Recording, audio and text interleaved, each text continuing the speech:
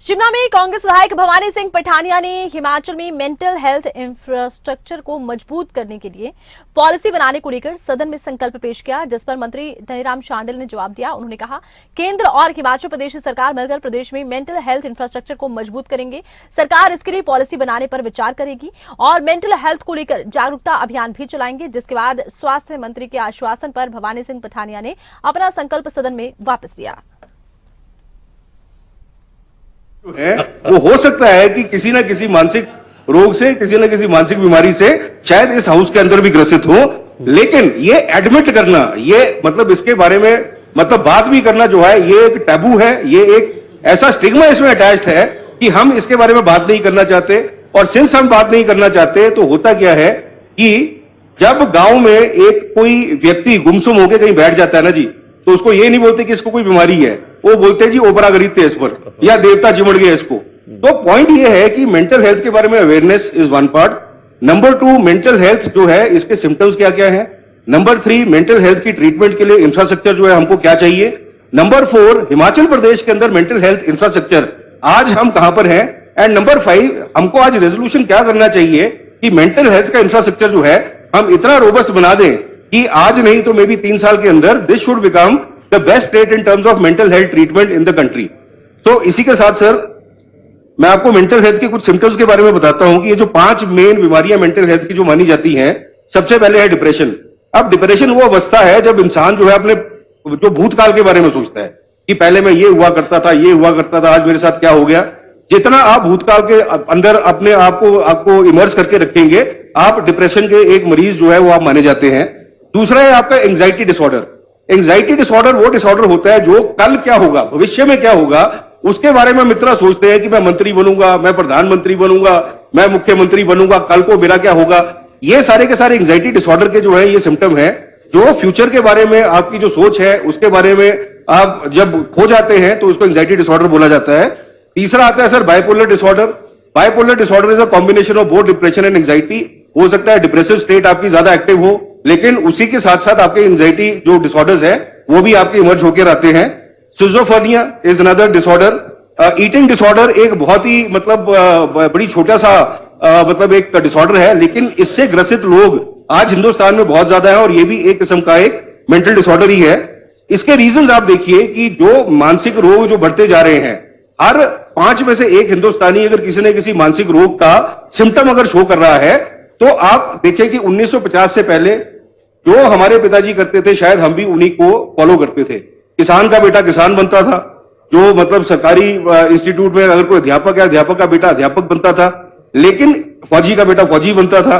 एक मैसिव जो चर्न आया है सोसाइटी में, इसमें हुआ क्या कि आपकी अर्बन माइग्रेशन टू जो अर्बन पॉपुलेशन की माइग्रेशन, जो आपकी रूरल पॉपुलेशन की माइग्रेशन जो अर्बन सेंटर्स में हुई है, उसकी वजह से एक सोशल डिसऑर्डर जो है ये क्रिएट हो गया है।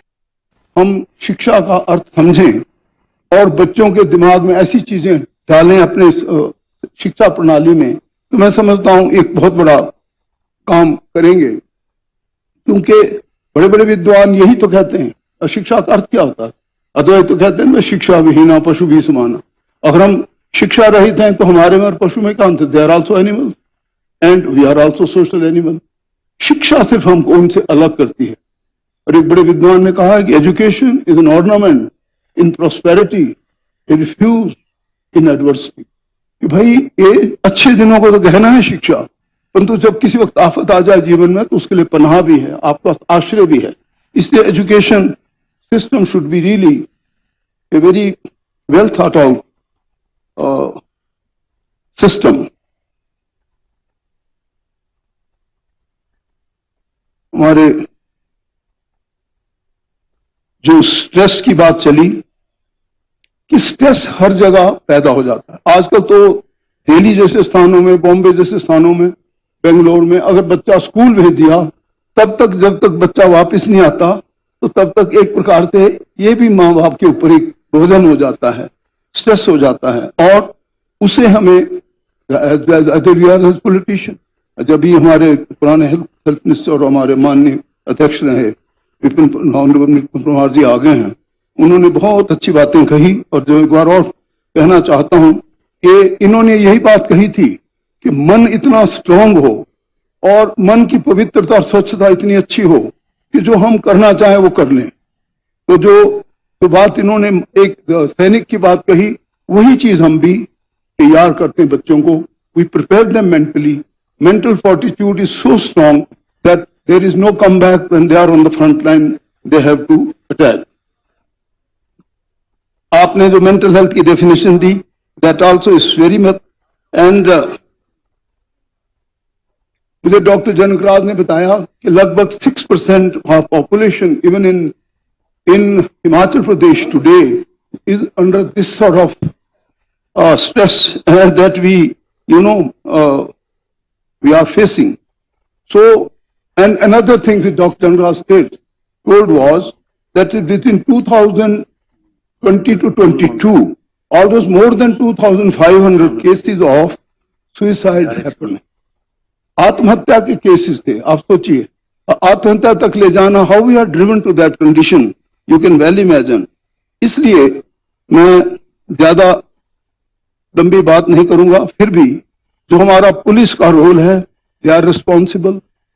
If they find some people and they take them away other to even guide them और tell various agencies, we are very very fortunate that way. और जो टांडा मेडिकल कॉलेज में फैसिलिटी है, मैं इसको जरूर देखूंगा, और ये अगर फैसिलिटी वहां पे है विद्यमान, तो ये निःशुल्क इलाज की जो गवर्नमेंट ऑफ इंडिया ने दी है, it's a very very costly treatment really speaking when one has to go through all this.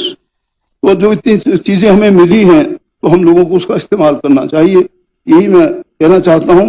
और अंत में, जैसे अभी मान्य वक्ताओं ने बहुत अच्छी बातें कही कि भाई सर्वे भवन्तु सुखिनः, सर्वे सन्तु निरामया, सर्वे भद्राणि पश्यन्तु मा कश्चित् भाग्येत। हम सब लोग देखना चाहते हैं हेल्दी हों, वो बिना रोग से हों, और वो आपस में प्यार से रहें। एक अच्छे समाज का निर्माण तभी होता है जब आपस में प्यार होगा, और जब हमारा शरीर स्वस्थ होगा, जब हमारा मन स्वस्थ होगा, और जब मन स्वस्थ होगा तो तब मैं सच में कहता हूं शरीर अपने आप ही स्वस्थ हो जाएगा।